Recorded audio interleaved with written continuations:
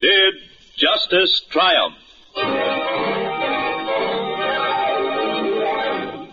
The Mutual Broadcasting System presents another actual criminal case history from the files of the True Justice series, followed by millions of readers in the New York Sunday News and its syndicate.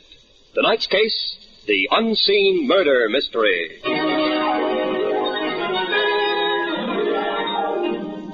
Crimes in modern fiction are usually solved by the masterminded super-sleuthing of some imaginary private detective. But in real life, in actual criminal case histories, such as are dramatized on this program, criminals are generally brought to justice through the diligence and intelligence of hard-working police officers, doing their routine work day by day until the solution is reached. This fact is borne out again in tonight's real crime case, the Unseen Murder Mystery. The scene is Des Moines, Iowa, where a police squad car races up to the entrance of a swanky hotel.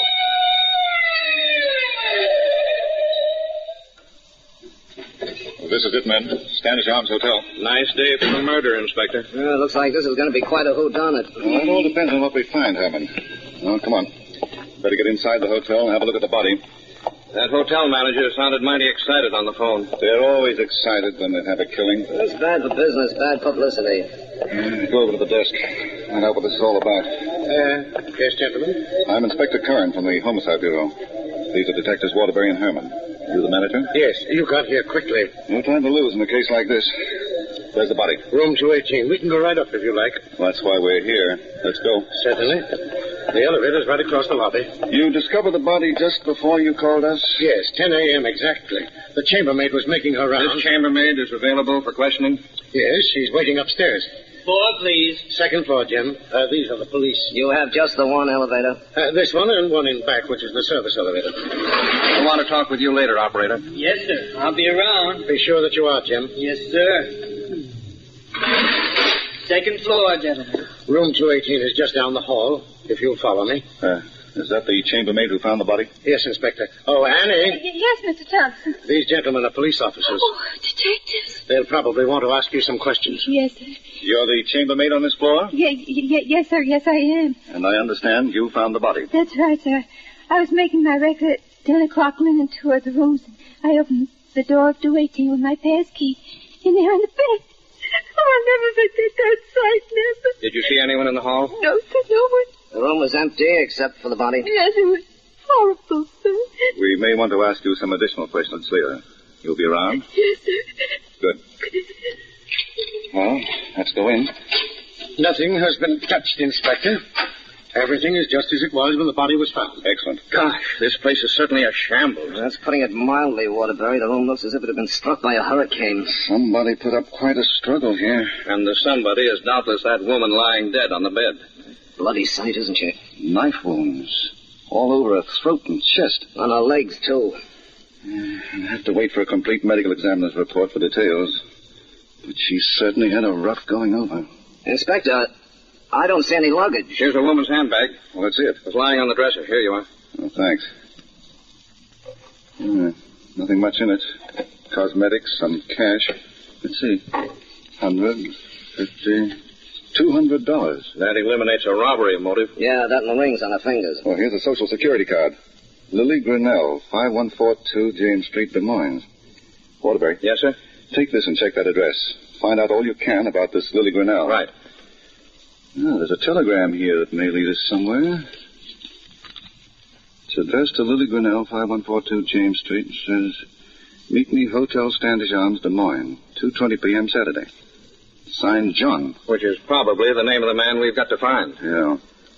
Mr. Thompson, under what name was this woman registered? She wasn't registered. Not registered? No, a man registered for this room 2 days ago. He paid cash for 3 days in advance. We'll have a look at the register when we go downstairs. Certainly. When did the man check in? Late Saturday night, shortly after midnight. The night clerk was on duty then. He's a new man, but he remembers the incident very clearly. Oh, why? Mostly because 218 was the only available double room in the house. Double room? Mm-hmm. And this man checked in with someone else. Oh, yes, another man. Not this woman? No, the woman arrived later. Last night. Well, I see she has a wedding ring. What happened to the other man? We don't know what happened to either of them. They just disappeared. But how is that possible? Don't you keep a check on the goings and comings of your guests? Usually, but when a guest arrives with no luggage and pays in advance, we have less reason for watching him. You see, we don't expect our guests to commit murder. Naturally not. How about the man who registered? Can you give us a description? I didn't see him, but I understand he was elderly with gray hair, walked with a sort of a shuffle. The elevator boy can give you the details. Mm-hmm. You have a service entrance, of course? Oh, yes. Yeah. Well, there's always a possibility that the man we're looking for went out that way. Herman. Yes, Inspector. You'll wait here until the medical examiner arrives. Then post a guard in this room and question the employees at the service entrance. Then meet me back at headquarters. Yes, sir. Waterbury, you'll talk to the hotel employees in the lobby. And particularly the elevator operator. Right. Well, there's nothing more to do here right now. Let's go downstairs and have a look at that register.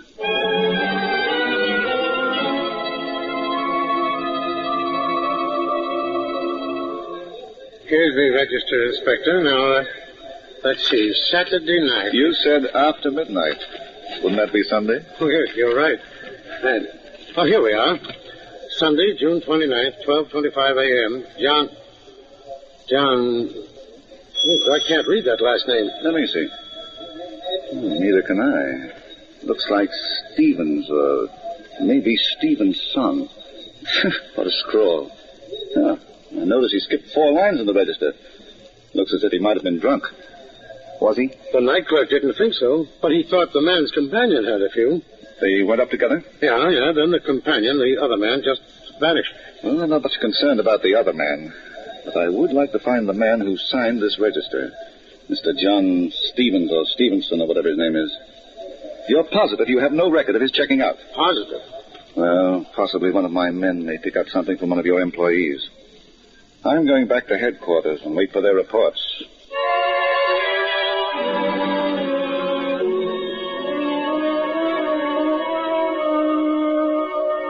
You were operating the elevator the night this man arrived? Yes, sir.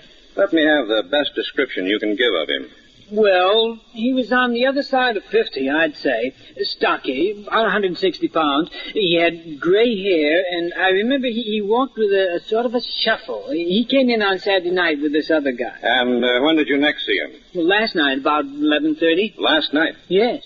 What happened? Well, he came down here to the lobby and then said he'd forgotten something and went back upstairs. And that's the last I saw of him. Uh-huh. How did he look? Were his clothes mussed up? No, you looked okay to me, but, well, he acted kind of funny. In what way? Well, his face was flushed, and he seemed sort of nervous. I remember he bumped up against the elevator door when he got in the car, but I thought he was kind of tight. And you're sure you didn't see him again after you took him back upstairs? Positive. I'm the only man on duty after midnight. He didn't come down in this elevator. Yeah, and if he'd come down the stairs, the night clerk would have seen him. Mm-hmm. Okay. That's all for now. But we'll need you as an identification witness when we find him.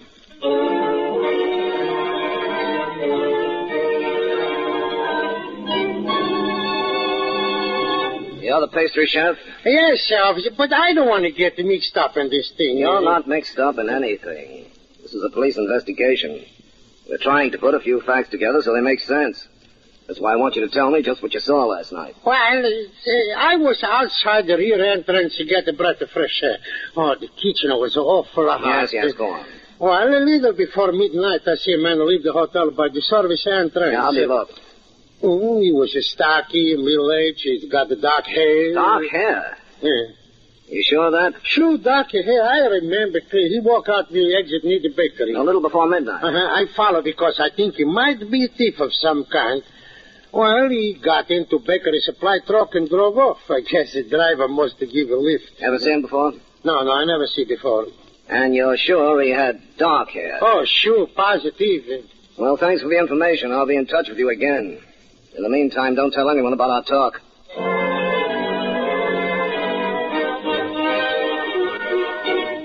Later, at police headquarters, Inspector Curran and the 2 detectives sift the information they have obtained so far. This case is a jigsaw puzzle if I ever saw one. The evidence so far just doesn't add up, Inspector. It's contradictory and confused. That's putting it mildly, Herman.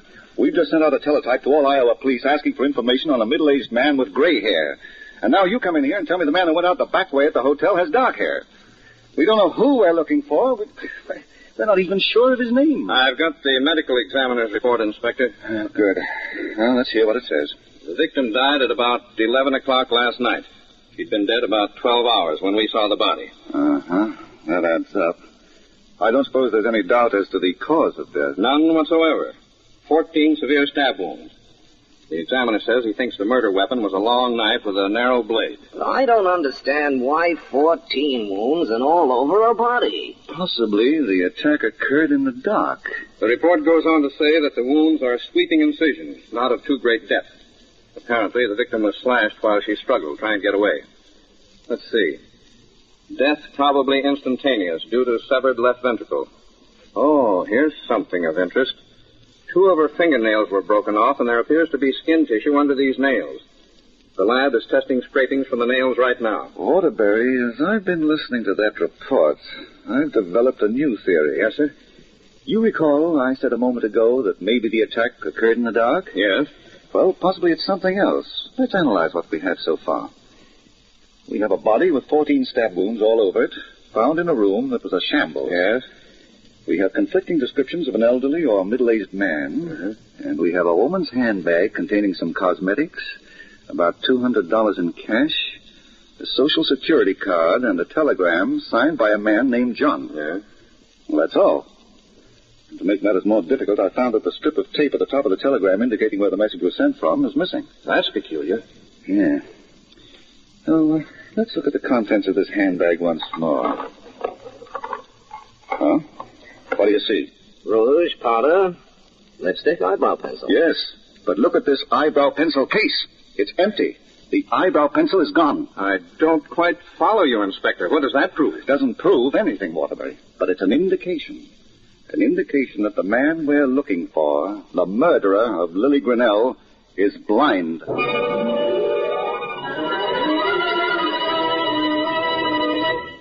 You're listening to a dramatization of an actual criminal case history of a strange and fantastic murder.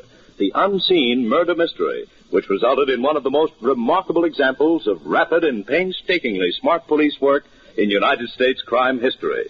Justice was now on the trail of a blind man. At police headquarters in Des Moines, Inspector Curran continues his reasoning as to the murderer of Lily Grinnell. Did you say blind, Inspector? That's exactly what I said. Yeah, but how is that possible? The man moved about freely. And he had no seeing eye dog, but But don't forget that blind people often develop an acute sense of direction, as well as an ability to move about very well without the benefit of vision. I know it sounds incredible, but everything about this case is screwy. Inspector, do you really think a blind man could have done this job? maybe it was 2 men. One with gray hair, one with dark hair. Here's my reasoning. In the first place, everything about the scene of the murder indicates that the man was blind. The furniture all messed up, the knife slashes all over the body. They mean that the killer had to feel his way. And the woman kept putting things in his path, but he kept finding her and kept slashing wildly. But why didn't she scream? We've had no report that there was... Probably too scared. Besides, a scream from her would have helped him to find her in the room. Yeah, but, Inspector, how about his hair? That's one item that has me stumped. Well, you recall the elevator operator story, Herman? He said he took a man with gray hair down the elevator last night. Yeah, he did. Well, he noticed the man's face was red. Thought he was a little tight. Said he bumped into the elevator door. Yes, well? Well, then he said he took the man back upstairs. The man said he had forgotten something. And no one saw him again. At least they didn't see a man with gray hair. But where does all this lead us, Inspector? My hunch is that the man used the missing eyebrow pencil to darken his hair, and the rouge to redden his face, change his complexion. So the man seen by the pastry chef out of the service entrance was the killer. Exactly. Well, what do you men think? Yeah. Everything fits. That sounds logical to me. Yeah, so far as ultimate solution is concerned, it merely means that we add the word blind to our teletype wanted message. Waterbury. Yes, sir? I want you to check immediately at the address on this Social Security card. Find out all you can about the habits and friends of Lily Grinnell. Right. Herman, take this telegram to Western Union. Find out where it was sent from, even though that's missing from the message. Yes, sir. And while you men are working on those 2 angles, I'm going to get out a nationwide teletype asking for any information concerning the suspect. I have a feeling he'll try to get out of the state. And therefore, we've got to work fast to get him before he goes into hiding.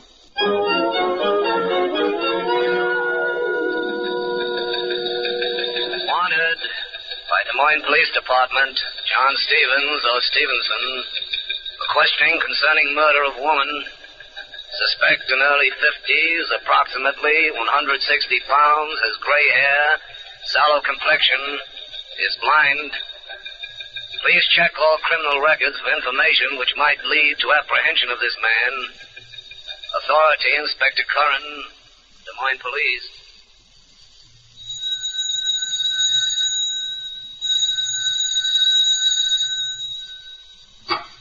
Yes? What is it? You the landlady of this rooming house? That's right. Well, I'm a police officer. What? I'd like to ask you a few questions. Well, certainly, Don't but get I'm not... excited, madam. This is a routine checkup on one of your guests. I believe you had a boarder by the name of Lily Grinnell. Had is correct. She left here on Saturday. She didn't leave any forwarding address. You wouldn't mind answering a few questions, would you? Oh, no. I'll be glad to tell you whatever I can. Won't you step inside? Thanks. I have just a few questions. The sitting room's right here, to the left. Thank you. Has anything happened? I mean... All I want to know is what you can tell me about Miss Grinnell. Yes. Well, I never knew if it was Miss or Mrs. You see, she got a telegram 2 days ago from a man asking her to meet him in a downtown hotel. I think it was her husband. And why do you think so? Well, one day he was here to see her. They sat right here in this sitting room. And I heard him tell her that he thought they were having a disappointing honeymoon. What was the man like? Did you see him? Only for a moment. He was about 50, with gray hair. I was surprised, because Lily was so much younger. She was a gay sort and interested in parties and kind of romantic. Then she had other friends, other than this man you mentioned? Oh, yes, she had many admirers. But somehow I got the idea she was married to this man. The last time he was here, he waited for her for several hours. She wasn't home. Oh? Tell me about that. When was it? Oh, it was the day she left. As I said, she'd had this telegram. And this man, that is the elderly man, he came in. And he waited and he waited. And finally she came in.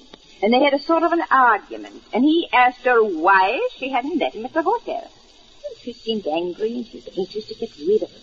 So she told him she had a date.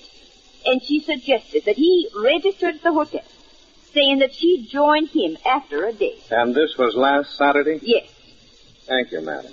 Tell me, has something happened to Lily? Why are the police This is a serious case, and I must warn you not to mention to anyone that I've been here. Oh? Do you understand? I couldn't say a word, not a word to anyone.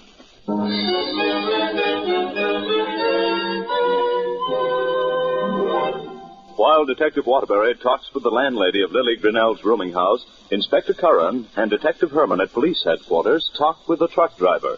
Sure, I drove that bakery supply truck away from the Standish Arms Hotel last night, but I don't know nothing about a murder. Just tell us what you do know. About what? About the man you gave a lift to, the blind man. I didn't know he was blind till after he got into my truck. I was about to start off, see, when this guy comes up to me and asks for a ride. I'm a nice guy, so I says, okay. Tell us what happened. Describe the man. Sure, give me time. Well, like I said before to this detective here, the guy comes up and asks me for a ride. When was this? Oh, I'd say about midnight. Maybe a little before. Uh-huh. Go on. Well, he gets into my truck and I says, where to? And he says, the bus terminal. Bus terminal. Yeah, that's it. So I drops him there. And that's all. Did you notice anything unusual about him? Well, like I said, I found out he was blind after he got into my truck. And another thing. Yes? I noticed he kind of smelled of powder or maybe perfume. The cosmetics. What? Never mind. Did this man carry a suitcase or bundle of any kind as if he were going on a trip? Yeah. He had a bundle of clothes wrapped up inside a dark suit coat. How's he dressed? Oh, I remember he wore some sort of heavy white shirt and some dirty overalls. They looked like they had paint on them. And doubtless had his regular clothes packed up in the bundle. I wouldn't know, mister. Well, thanks very much for the information. That's all. You mean I can go? Yes. And don't mention this conversation to anyone. Don't worry, I won't. I don't want to get mixed up in no murder. Show this man out, Herman. Yes, sir. And check Western Union again about the origin of that telegram. Sure thing. They promised me an answer about now. Inspector Curran. Inspector, this is Captain Manchester, Los Angeles Police. Yes, Captain? I have your countrywide teletype on that blind man you're looking for. Yes? I think I know who he is. That's the best news I've heard all day. Let's have it. Well, the description you give, I'm practically sure that this man is a convicted murderer named John Stevenson. Let me have all you've got, please. Well, back in 1934, this man, John Stevenson, was convicted of killing a young woman in a cafe brawl here in Los Angeles. He stabbed her to death and was given a life sentence. Was he blind at the time? No. Blindness came later. He lost his sight in prison after an illness. Was paroled after serving 8 years of his sentence. Uh-huh. Anything more? Well, our record shows several arrests for minor offenses, but not here in Los Angeles. Where? In and around Chicago. Chicago? Yes, that's his hometown. This is beginning to make more sense every minute. Thanks, Captain. Thanks very much. Not at all, Inspector. Goodbye. Goodbye. Herman, Waterbury. Coming, Inspector. Is Waterbury back yet? He just got in. Here he is now. Hey, Waterbury. I checked the victim's address, Inspector. Talked to the landlady. Uncover anything? Merely a confirmation of what we already knew or figured out. And a confirmation of the fact that the killer and his victim were married, though not very happily. Yeah, that all fits in the story. Well, Herman, how about that telegram? The Western Union has checked back. They say the telegram was sent from Chicago. Chicago. That's all we need, gentlemen. All we need. What's Chicago got to do with it, Inspector? Everything, Waterbury. I just had a phone call from the Los Angeles police. They believe our man is one John Stevenson who was convicted of murder years ago, sentenced to life imprisonment, and then was paroled after he lost his sight in prison. That's our man, Inspector. The important information they gave me is that his hometown is Chicago. And the bakery service truck driver said he dropped the man at a bus terminal. You're ahead of me, Herman. My conclusion is that this killer will head to Chicago by bus, and is very probably on his way there right now. Then we've got to work fast. Right, we haven't a minute to lose. I want you two men to charter a special airplane. Fly to Chicago at once. And cover all bus terminals. Exactly. In the meantime, I'll phone the Chicago police a description of Stevenson and ask for their cooperation in covering the bus terminals. I'll give them instructions to pick him up on sight. That shouldn't be too difficult. There are probably not too many terminals with buses arriving from Des Moines. If you two men get going, you'll be there before John Stevenson arrives. So let's have some fast action.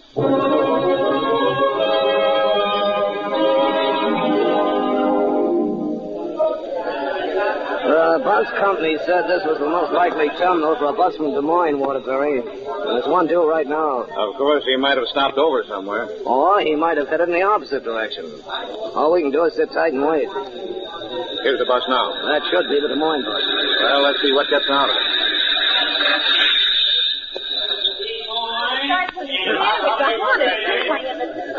I beg your pardon, sir. I beg your pardon. Order, relief. It is order. Waterbury, look.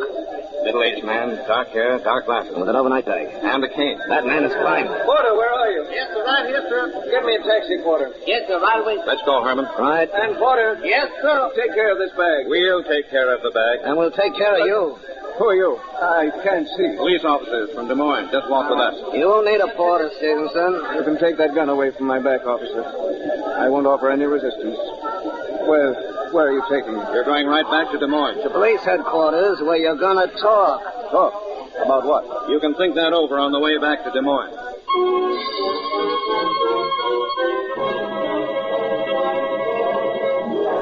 Later, at Des Moines Police Headquarters, John Stevenson sits at the desk of Inspector Curran and talks. Talks while the three police officers listen. And so, after I became blind in prison, I was paroled. Some friends contributed some money, and I had a little of my own. And I decided to start life anew. That's all, gentlemen. I don't know anything about this murder charge you're talking about. We think differently, and the evidence speaks for itself. We found a white bone-handled knife in your suitcase. And the clothes you wore away from the hotel, working clothes, spattered with paint. And the powder on your neck doesn't quite cover up the marks where she scratched you. Laboratory tests of the scrapings of skin found under the dead woman's fingernails compare exactly with your skin. And your hair isn't dark, as you'd like us to believe. Without the eyebrow pencil coloring, it's gray. Why the disguise? Were you running away from a crime? Yes, I was running away. I didn't know. Didn't know what? I didn't know what I'd done. Now listen to me, Stevenson. You must realize that we've got enough evidence to clinch a murder indictment. You'd better get the whole thing off your chest. You'll feel better. Yes, maybe I will. All right, here's the story. I met Lily in Chicago. She was a hostess in a restaurant. I became very fond of her, infatuated. I began to be afraid that I'd lose her. So I asked her to marry me, and she agreed. You were married? Yes, in Chicago. And then I realized that she didn't love me, that she'd married me for my money. What little I had. We quarreled, and she left me, came here to Des Moines. She worked here? Yes. I was very unhappy. I wanted to be with Lily. That's why I wired her, asking her to meet me here on Saturday. But she didn't meet you? No. I registered at the hotel with a friend of mine. Then he left, and I waited for Lily. Finally, she came. We got to the hotel about midnight and came up to the room. And you quarreled again? No. She said she was sorry that she left me, and she told me she decided to be a good wife and would stay with me. She left her boarding house, checked out, so we retired. Go on, Stevenson. What next? Next thing I remember, I awoke suddenly. I could hear Lily going through my pockets. She was going to rob me and leave me again. Something happened to me. I lost my head, I guess. I pulled out my knife and slashed at her. I slashed wildly all around the room. I found her several times, and then she'd go away from me. Then I'd find her and slash again. I don't remember what happened after that. You know now. You killed her. I wasn't sure. I have nothing more to say. No need to say any more, Stevenson. As far as we're concerned, your case is finished. From now on, your fate is in the hands of the courts of justice. John Stevenson had nothing more to say other than to plead guilty to a charge of murder in the first degree. And so it happened. For the second time in his life, he heard a judge sentence him to life imprisonment. He is now serving that sentence. Justice has triumphed.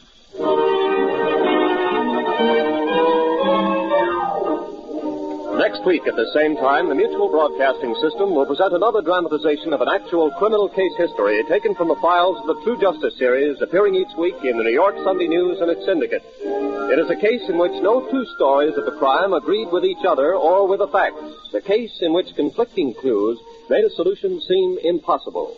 It's the case of the strange death of Mary Taverner. The dramatization you have just heard was based on an actual criminal case history. However, all names, characters, places, and dates were fictitious. These programs are produced and directed by Jock McGregor. They're written by Bryce Disk Jr. The narrator was Carl Caruso. Inspector Curran was played by Barry Thompson, John Stevenson by Philip Clark, and the landlady by Helene Dumas. Others in the cast were Ken Dania, Paul Nugent, Ralph Locke, and Humphrey Davis. The orchestra, conducted by Emerson Buckley, played music written by Richard DuPage.